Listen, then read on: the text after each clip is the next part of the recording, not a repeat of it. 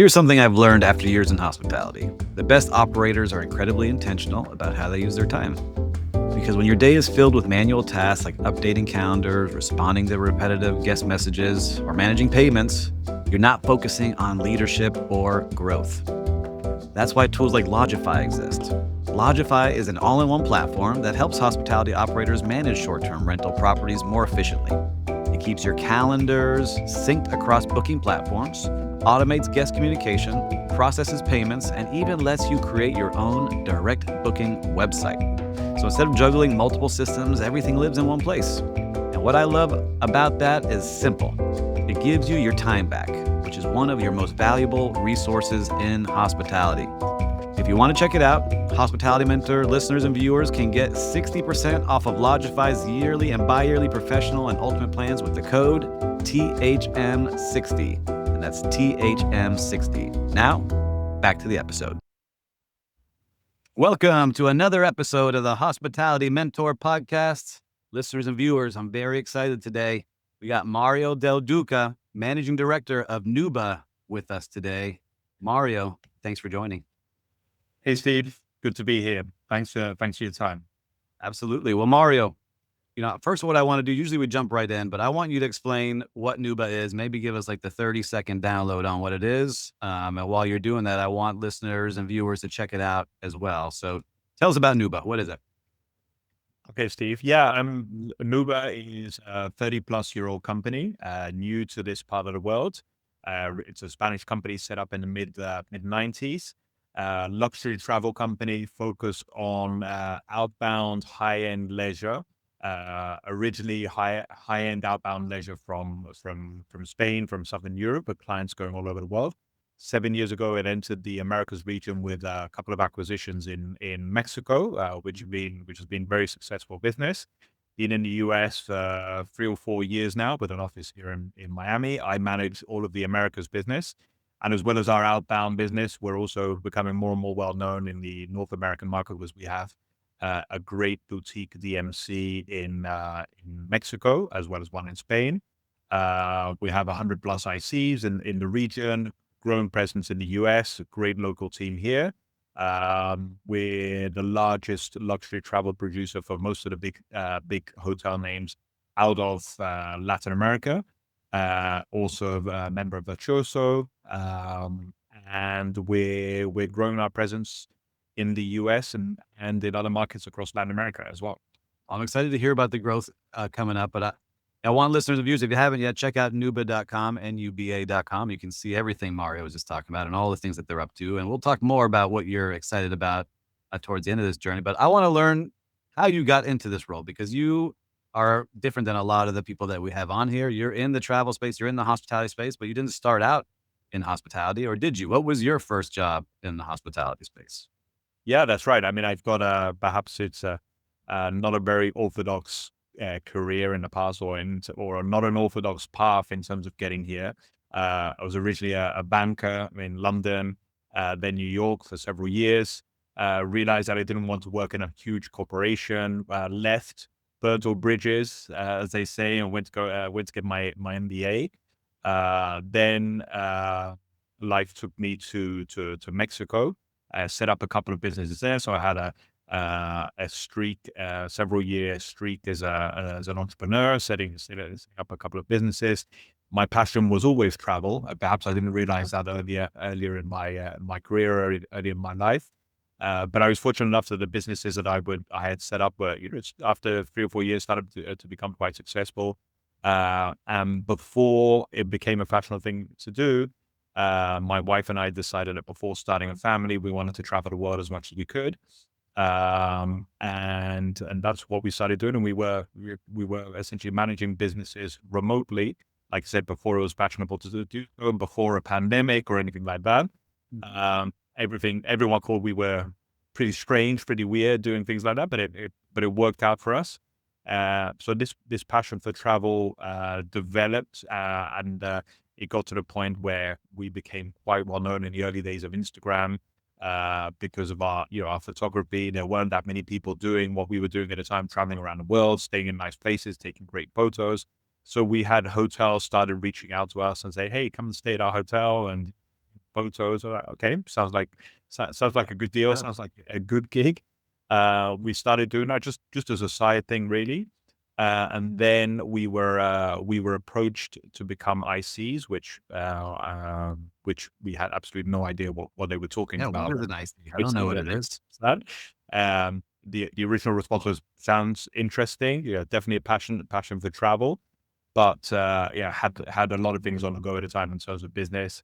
So we declined at that point. But a couple of years later, when we moved to Miami, had a little bit more time, and it was something started exploring, and that came to fruition. That agency was a few months later was bought out by Nuba. Uh, Developed a relationship with the ownership, and after a couple of years, the owner said, you know, we built a pretty good relationship. He was also banking and finance background.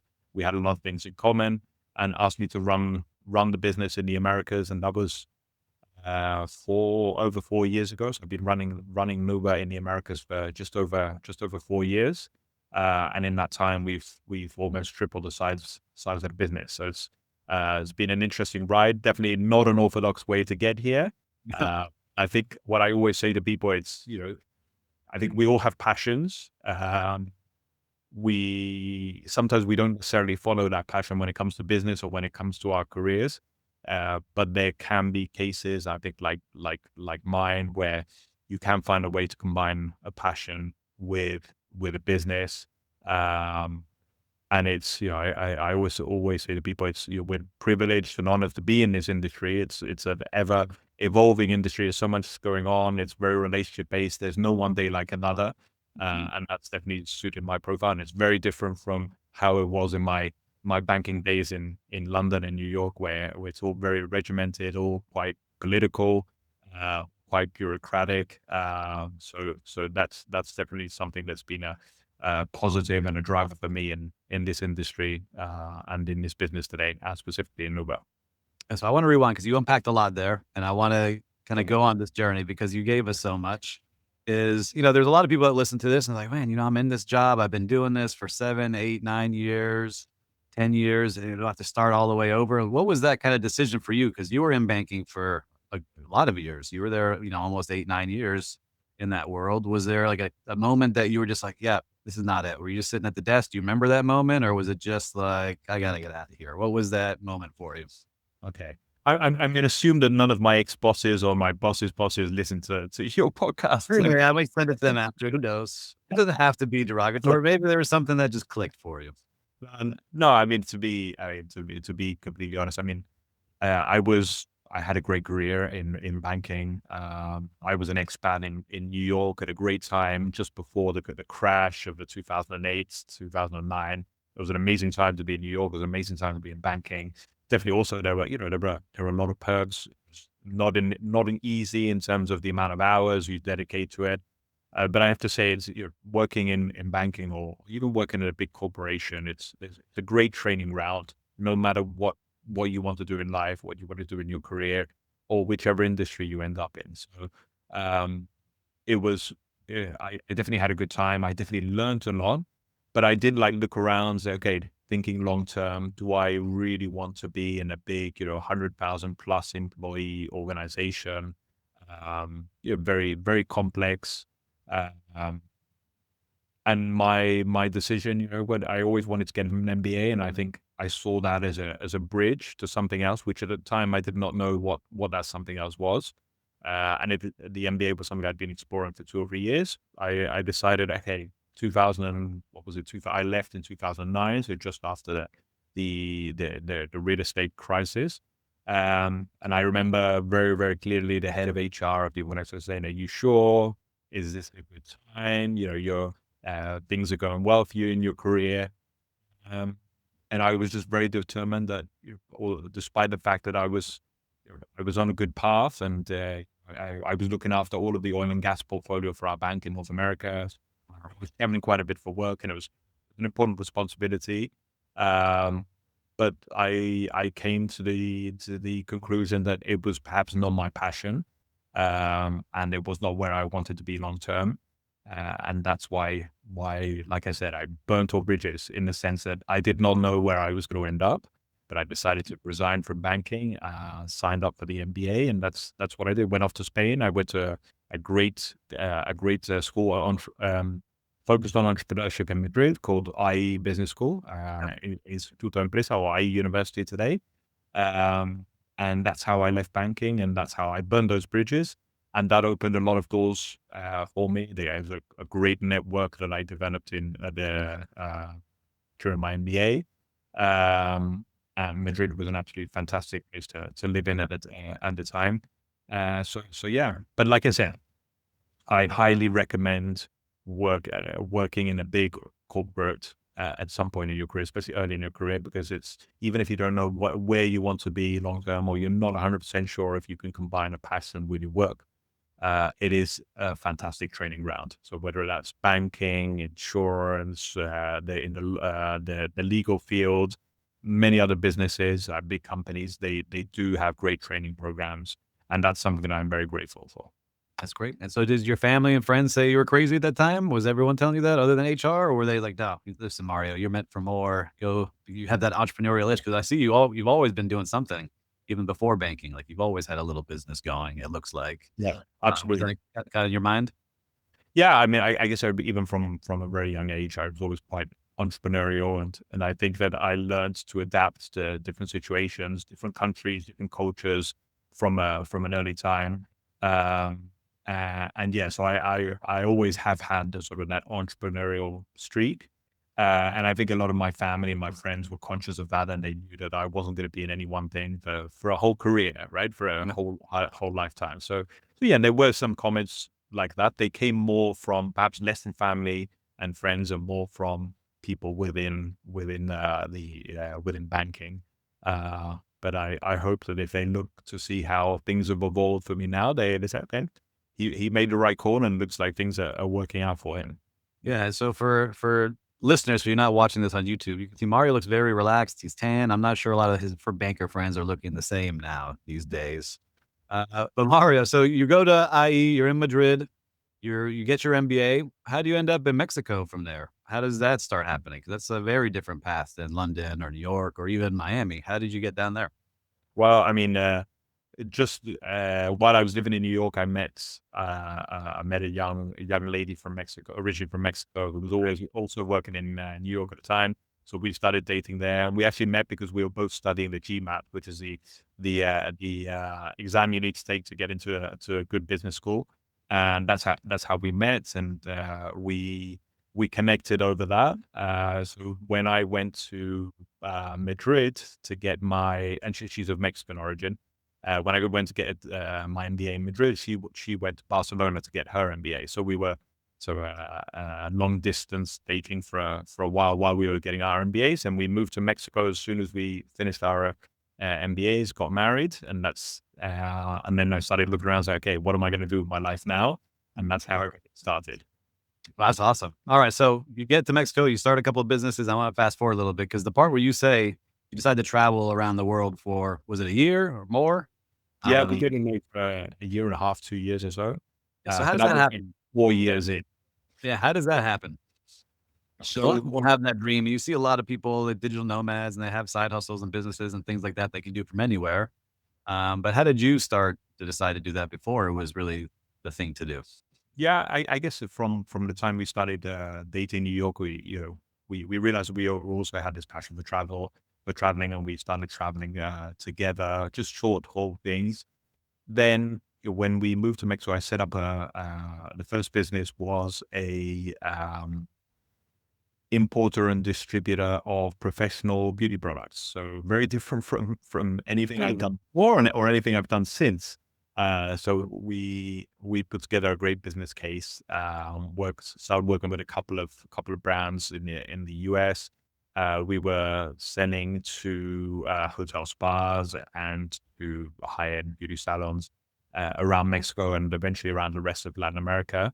Um, and we said at the beginning, okay, long term, maybe we don't want to live in Mexico. My wife's got, yeah, she's American, so she's got American nationality. So we knew that long term, perhaps we weren't going to be living, or we didn't want to live in Mexico, despite the fact that it's an absolutely awesome place. We always had the idea that we would move to the US at some point. And like, as is very common in business, you assume that things, you put together a plan and you assume that in 6 months you're going to be at a certain place, but that 6 months becomes 3 or 4 years. Things always take a lot longer than you expect. And it took us, we built a team, we would build a distribution network, we built a clientele. But it was only 3 or 4 years in, we said, okay, the business is, it's going well. It's more or less how we would like to be running, for us to be less involved, or less having to be less present physically on a day-to-day basis, and said, okay, before we start a family, let's do what we've always said and travel as much as we can. And that's what we started doing 4 years in. I think that was around 2014. And we said, okay, let's go away for a month. The original plan was to do 12 months, so a month in 12 different cities around the world, or 12 different places around the world. And I remember that actually the first place we went to was Miami. So okay, we came here for a Oh, month. nice. Yeah. Then we went back because I checked with the team that everything was working okay. Okay, tweaked what we had to tweak, and then 2 or 3 weeks later we would head off somewhere else. I think we went to Kuala Lumpur, was the second one. Then after 3 or 4 months of doing that, I said, okay, rather than doing a month in each of these in different places around the world, there are so many cool places. Let's just go somewhere, and from there start traveling around. And that's what we started doing. We did that for a year and a half, 2 years. We would travel back into Mexico, check that everything was okay. Our team got used to it. Our families and friends got used to it. People would start. I say, hey, you guys are traveling so much. Give me some recommendations. Where would you stay? What would you do? And we were recommending to our friends things to do, places to stay. And we started developing reputation for, I guess, knowing what we were talking about. We also started realizing that we had a real passion for traveling, for exploring different cultures, meeting different people from different parts of the world. We also liked to be frank, we liked staying in nice places. Mhm. And so, yeah, I think that was a great, and we were, like I said earlier, we were taking, I think, great pictures at the time, which I think if you look at Instagram today, I think the quality has definitely got to a different level in general on social media. But at the time, we were taking great photography, and people liked what we were doing, and we were getting approached by hotels, by different from different entities that were on social media. So that was great. That was great from getting to know the world, getting to know luxury hospitality, getting to know people in the industry. I mean, there are people I speak to frequently today who are maybe on the sales side, or TMs who knew me, knew us when we had absolutely nothing to do with the industry, from an agency, from a Sure. sales. Amazing. So that was a great stage in our lives. And like I said, it helped to develop this passion, which is Mhm. still there today. It's just, I guess we never imagined that it would take us to, or take us to where we are and what we're doing today. Yeah, so how did you transition that? You're getting these messages from the hotels, and that's early days. So if they were messaging you in 2014 and 2015, those were like forward-thinking hoteliers that were thinking, "Hey, let's get these people to take some photos and barter and give us those things." It's kind of similar to this podcast. We were talking backstage. Like I just started it at a necessity, and then I have sponsors and invitations to speak places. You never know where it goes. But how did you then transition? Like, all right, there's something here. Let's start doing luxury travel advising. When did that moment start? Yeah, I think at the time it was very early in the days of social media, and I guess if we want to call it that way, influencers or influencing. Uh, and I think that a lot of companies in the sector knew that this was an up and coming thing, but they didn't have a way to really measure the ROI on marketing on social media and on influencers. So I think a lot of them were going out there saying, okay, who's taking some great photography? Who's got a great following? Whose imagery and messaging resonates with what our property is and what it's about. So they would reach out without necessarily having a KPI on return on investment. So, and they weren't. I don't think that they weren't essentially looking at ROI at the time, because it was just something that was extremely difficult to measure. So that's where we were at, and we were developing these relationships in the sector. We realized we had the passion, and I think it was just circumstantial, really, that we got into the luxury travel space from from an advisory, from a selling perspective. I guess if it had not been for people reaching out, maybe we wouldn't have ended up in the sector, or maybe I wouldn't be here to well, to be fair. So I'm grateful that obviously that happened, and I had absolutely had zero. I mean, if I completely frank, I had absolutely zero idea of what this sector was about when it came to selling it, and who sells it, who's involved, how do they do it, what tools do they use. Didn't have any idea whatsoever about it. So it's something that once we got involved, and we got into the original agency. Something we learned, it was something on the side, still had had the other businesses going on. So it was something that was I guess a side gig, initially selling to friends, family, friends of friends, and building a reputation that way. Getting to learn how you build an itinerary, getting to learn how you can incorporate things that you've seen around the world that you're passionate about. Getting to learn how to develop those relationships as well around the world. So that's what I did, and I did not expect, for example, for then within a few months the company to be bought out by Nuba, developing new relationships with them in that company. It was a very unknown name in the Americas at the time, and for it to develop the way it's developed. It's amazing. So let's talk about Nuba, because for a moment, I want to tell listeners, because I want to hear your point of view before we talk about Nuba. So for a moment in time, 2 years ago, I was a Fora advisor, and I was like trying to book people travel. I was like, oh my God, this is not for me. Like, they're calling me because their plane is delayed and they don't know about the room and X, Y. I was like, no, this is not going to be for me. I'm building a company, but it takes a certain type of mentality to be in your role. Did that ever get to you? Because coming from the world of banking and then entrepreneurship and then planning travel, there's a lot that happens when you're starting to put together someone's dream trip that they're spending thousands of dollars on, or tens of thousands of Absolutely. dollars in luxury space. What Absolutely. was that? Do you remember, like, maybe the first time that happened to you? Because it hit me and I was like, all right, I'm not getting calls at 1 a.m. We're going to be moving up. So Well, can you help you? it happened, I guess, several times. Where when I mean, today I'm also, have a small portfolio of clients, of nice clients that I look after with my team.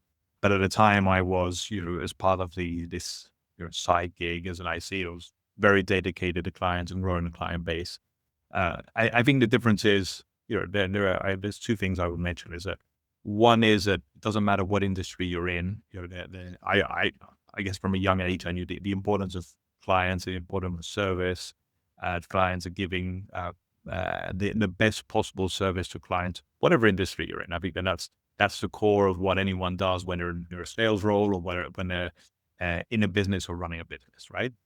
I think the difference here is that in this industry, there are so many moving parts, and there are things that are out of your control, right? And so, but despite the fact that they're out of your control, if something goes wrong, you're still expected, and you still have to get involved and look to solve it.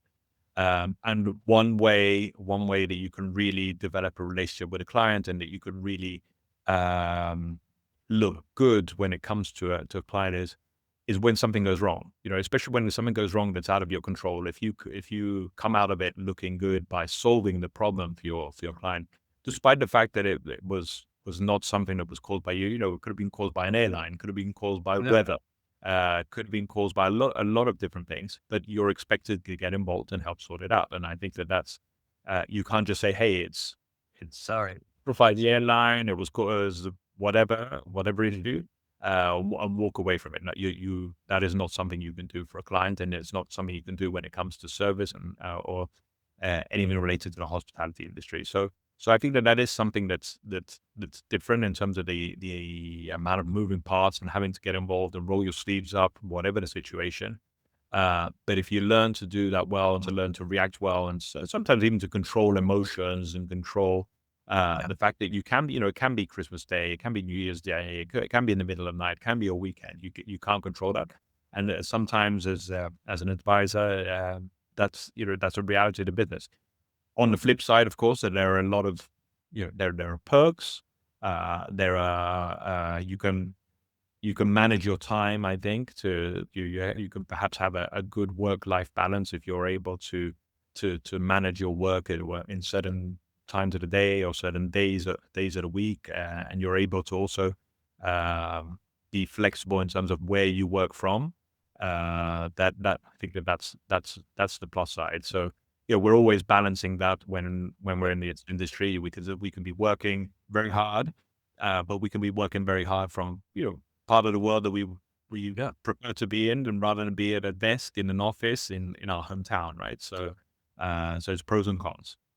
I agree with you. I have this conversation a lot with people coming into the hospitality industry. I say, this is not a career, this is a lifestyle. And you have to like the lifestyle because it's all day, every day, especially if you're in the management side or operating or in the travel side too. You just never know. It could be good days and crazy days, and then other days are nice and easy. You never know. Absolutely.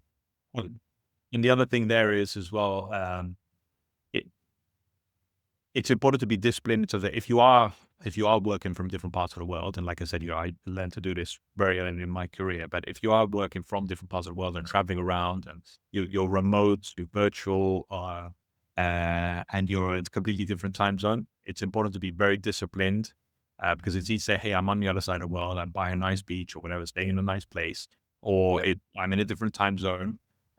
You need to be able to be, you need to learn to be flexible and to adapt, no matter where you are in the world, because the client always comes first, and the expectation of service is the same no matter where you are in the world. And that also is not easy for people to manage. So I think the one things I've learned is that I get to travel a lot, and I'm in different time zones. So this week I'm here, next week I'll be in Europe. Maybe in a month's time I'm in Asia, because work takes me there. Um, but learning to adapt and be flexible, no matter the time zone, no matter the geography, because again, your team, when you're in my role, your clients, the relationships you have around the industry, they expect you to be, well, I don't want to call it on call, but they expect you to give the same level of service no matter where you're at. Yeah, and that's good advice, especially this year is the most I've ever traveled, and it's not all that much, but 20 different flights in, a year to different Europe and across the country. And there's different time zones. I'm having dinner in one time zone when as people are waking up in another and they're expecting things, and I have a glass of wine in my hand. I'm like, oh, okay, let's figure out what we're going to do here. Absolutely Um, right. can be difficult, but I think that's great advice for anyone listening. But I want to fast forward now to Nuba. So we talk about kind of your journey there and how Nuba purchased the company and you've grown within it. Who is a Nuba client? Who is calling Nuba? Who's someone you're working with? So we deal with high net worth, ultra high net worth clientele globally. A lot of our business is out of Latin America. We have a very established Spain business as well, but our Latin America business, which is uh, in my region, is still our main revenue driver. So we're talking about high net worth, ultra high net worth individuals, families. Those are I would say, our typical clients. A lot of them come to us via our IC network around the continent. The same in the US. Obviously, we have a significant number of Spanish-speaking clients because of our big Latin America presence. But that's been changing quite a bit, I would say, over the last year and a half. We're seeing more and more clients coming to us from the US and other parts of the world who have absolutely no connection whatsoever, either to Latin America, Spain, or the Spanish-speaking world. So that's been great for us, and obviously that means we've had to adapt in terms of the type of people we attract and the type of people we have on the team. It also means we've had to adapt in terms of even operational things like language and our systems, and the way we present itineraries and ideas to our clients. Um, but we also have a great boutique incentives team. So we work with some very well known brands from especially from Latin America, who do one or two important trips, incentive trips for their top clients. We're talking about 60 to 100 people. We're not talking about huge groups. We're talking 60 to 100 people, one or two trips a year, a week to 10 days. Great business. And the great thing for us is that there's a lot of affinity with what we do on the leisure side, where they're staying in the same types of hotels, doing the same types of experience, just with a bigger, just as a bigger group. And I think that what clients like from Nuba is the attention to detail that that our advisors have, the tools that our advisors have that allow them to present something in a very attractive way. The experience they have, a lot of our advisors are traveling around the world constantly. Again, they've learned to adapt and they've learned to give that level of service wherever they are in the world. And I think that they're well known for knowing their stuff. You know, where's the latest hotel opening? What is the great little cafe in Paris or in Rome that every client go to? Constantly traveling, so they have this great experience, and they're always willing to share that with the rest of the team and with their clients. So I would say that our typical client is someone who's, you know, well-to-do, well-traveled, demanding, especially when they're Latin American clients. They're pretty demanding in terms of the level of service that they expect from us. And I think that that's something that with regards to our US business, our clients like a lot, because I feel that our advisors go above and beyond what the market is generally used to, and they like that, and that's why our clients keep coming back and they keep recommending us to others. And most of our clients come to us because of word of mouth. That's amazing. And so it is hard to find. Everyone wants a high net worth individual to be their clients, and it is a lot of competition in those spaces. But it sounds like the attention to detail is really what makes you stand out here. Are you curating certain trips for them? Are you saying, hey, do you want to have an adventure trip? Here's the adventure trip, or here's a relaxing spa trip, or are they coming to you with ideas? How are a lot of those things taking shape for you? Yeah, I mean, I think there's a combination of the two. I think from our perspective, the most important, whether the client has a clear idea of where they want to go, what they want to do, or they're just coming to us for ideas initially, and they want to design something based on the ideas that we bring to them. The most important part is really to profile your client, really understand your client. Who are they traveling with? What drives them? Where have they been in the past? What their expectations are?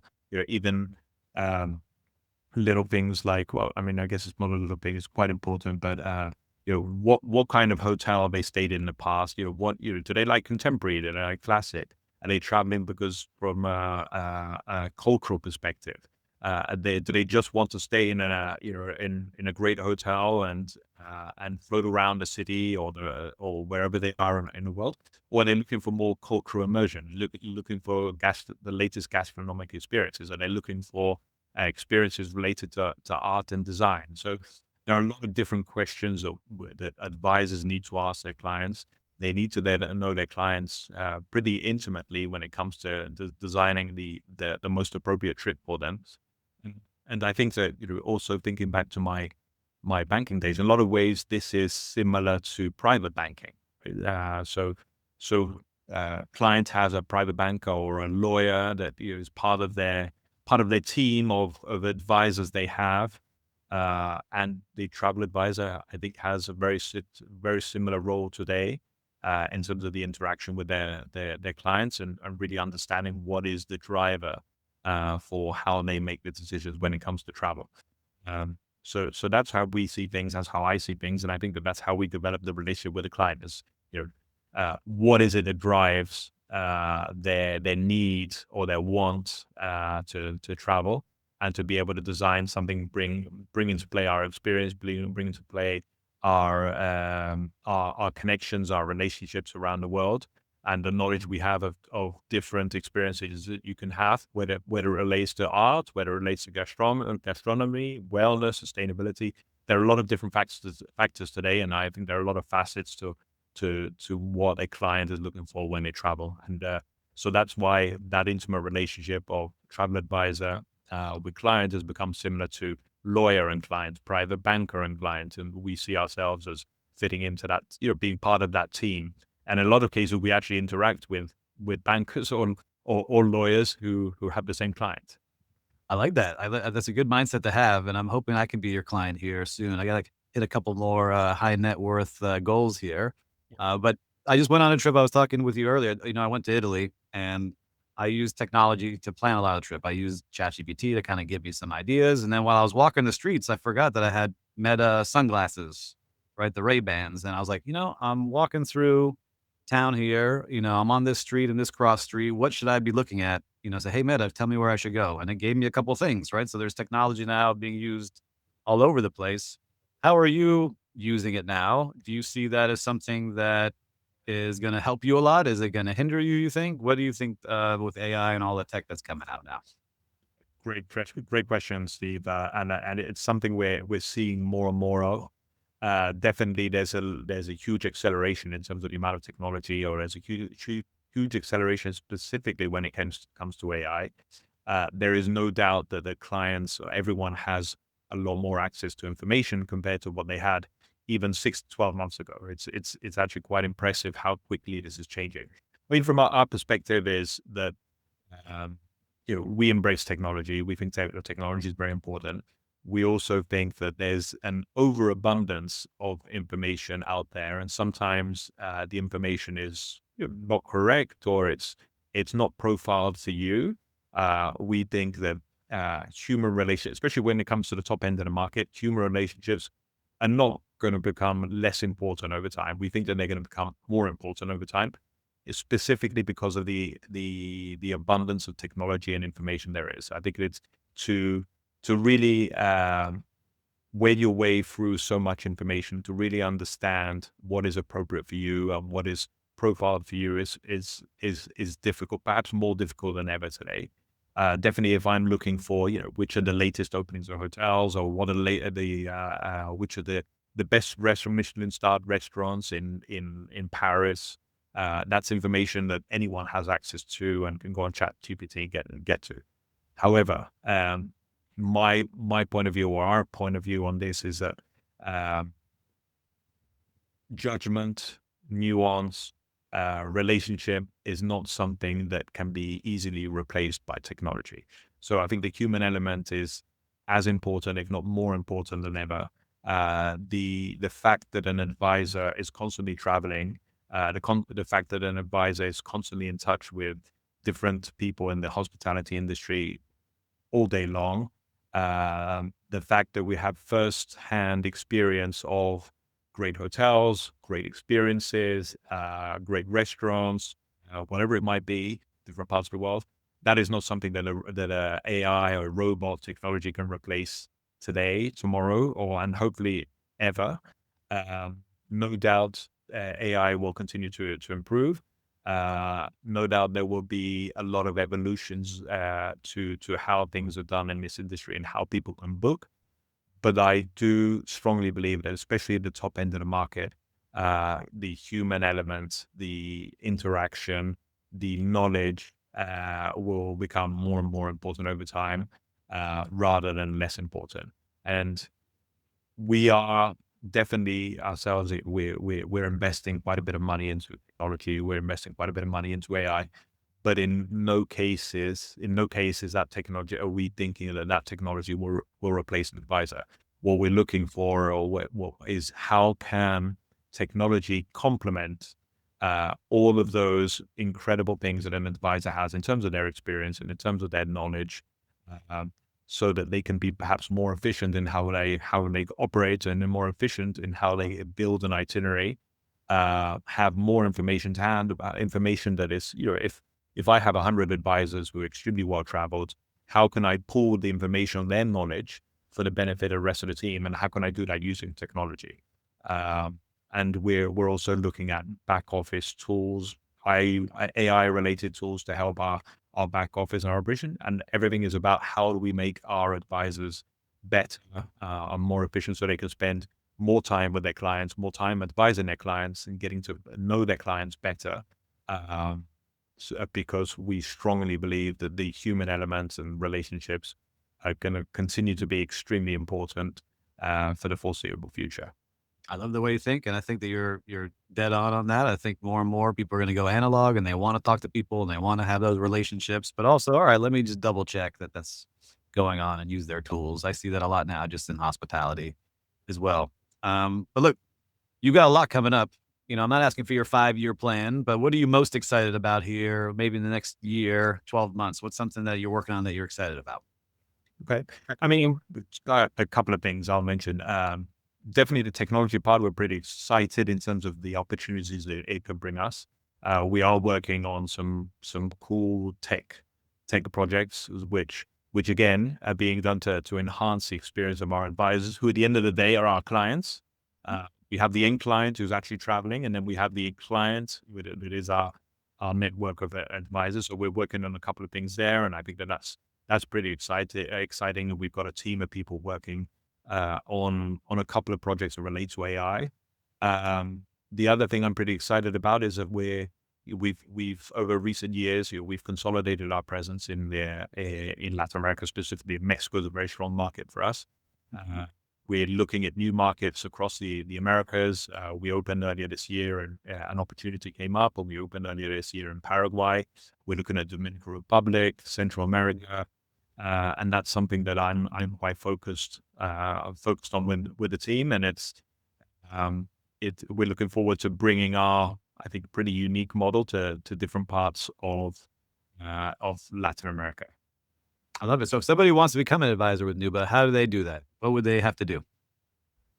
So they can contact us. They can contact me. They can contact my team, and we have a pretty rigorous process. We don't take just about anyone, on the team. We have a couple of interviews.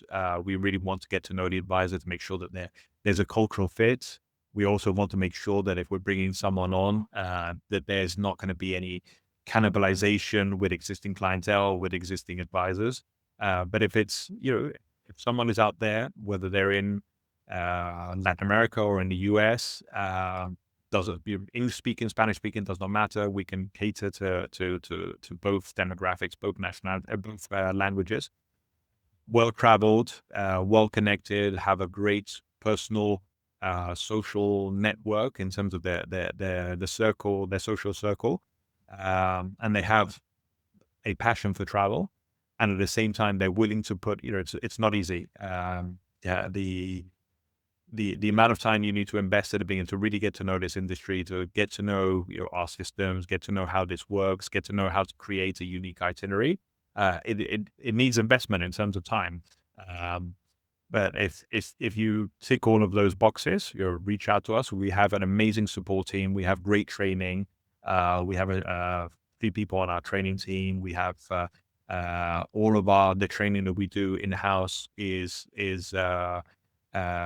video recorded. It's available on our intranet. And again, we have a great support team. From product marketing, IT, operations, finance. We have a cruise team, a visa team, an air desk, or we have a lot of different teams on in Nuba. And I think that our culture is very much based on service and hospitality. At the end of the day, like I said, the advisors are our clients, and we need to make sure for the end client to be happy, we need to make sure that our advisors are happy. So all of our infrastructure is really based on all of our operational platform is based on giving support to our advisors so they can do what they do best, which is building great itineraries and supporting their clients as best as they can. Love it. All right. I only have two more questions. I know we're going on our time here, and I could talk to you all day about travel, but are there some hot spots in the world now that you see people traveling more and more? Like I'm ashamed to say I'm here in Miami too, and I haven't been to Mexico City. That's on my list. I've been talking about it for weeks now. I want to go there, but where are some of your clients in the high net worth range? Where are they trying to go to the most? Well, it's good that you mentioned Mexico and Mexico City. I mean, if anyone's listening and hasn't been to Mexico City, including yourself, you should get there because it's an absolute. I'm listening to you. I'm like, this is another sign. I gotta get down there. I'm privileged enough to have to go to Mexico City a couple of times a month. I lived there for 6-7 years. It's absolutely incredible what's happening in terms of how the city is evolving and the gastronomic scene, the culture, the art. It has something to offer everyone.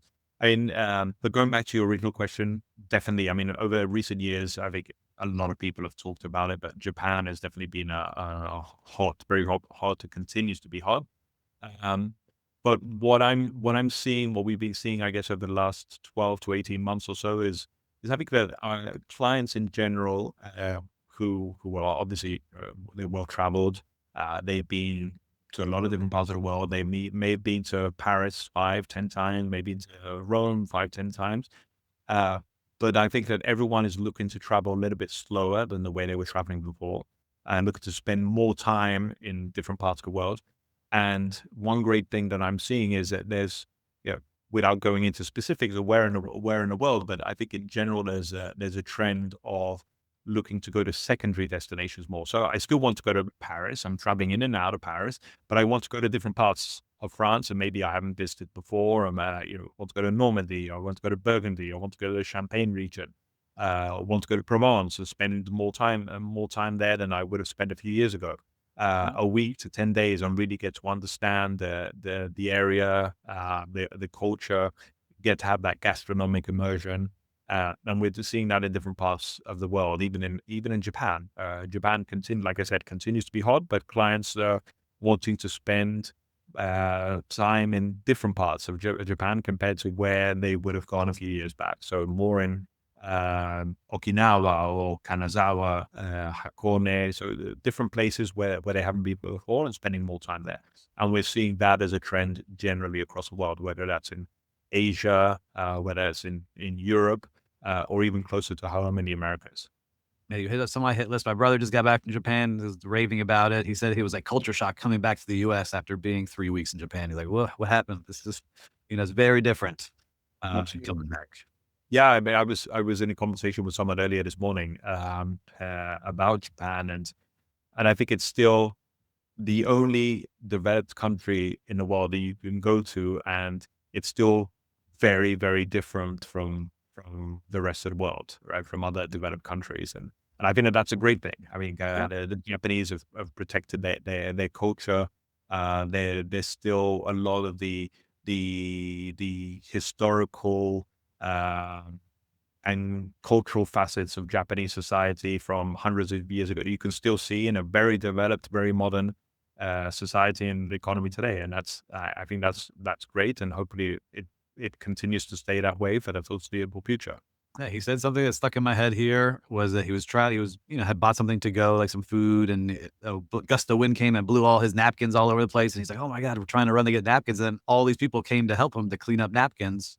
And then when he landed in New York, everyone's like, get out of the way. What are you doing? Move out of here. So it's very different. And so that story kind of just sticks in my head of the different cultures and the respect people have for each other. But we could talk some more about that later.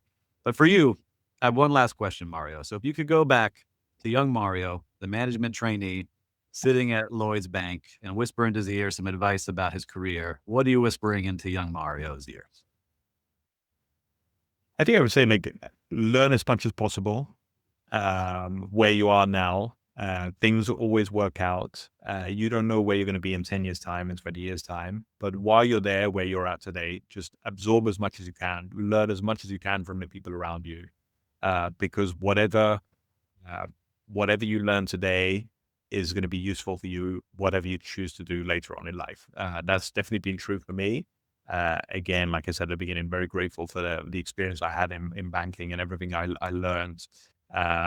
Grateful for the investment that the bank put into me, the time that I invested in it. I did not know where I would end up, or the path my career and my life would take. But I see today how that time was extremely useful for me, and I learned things that I've brought to my work today, to my career today, and it's something I'm grateful for. So absorb, learn as much as you can, and develop those relationships that you have, whatever industry you're in, because they're going to be useful for you later on. I love that. That's great advice for anybody. Listener, rewind that last minute. I think that's great advice. Well, Mario, look, I appreciate you joining me here today. You shared so much great information. Listeners, you hear it now. If you want to be in the travel industry and you like helping people and you want to create amazing experiences, make sure to contact Mario. You can look at nuba.com to check out all the things they've got going on. And then if you're a high net worth individual, there's no one better than Mario to go call to make sure to start planning your trips here. But Mario, I appreciate you taking the time to join us today. Very grateful you spent this hour here with us. And look, we'll hopefully travel together here soon. Now that we're in Miami, we can at least get a coffee together. Absolutely. Look forward to it. Thanks a lot for your time as well, Steve. Absolutely.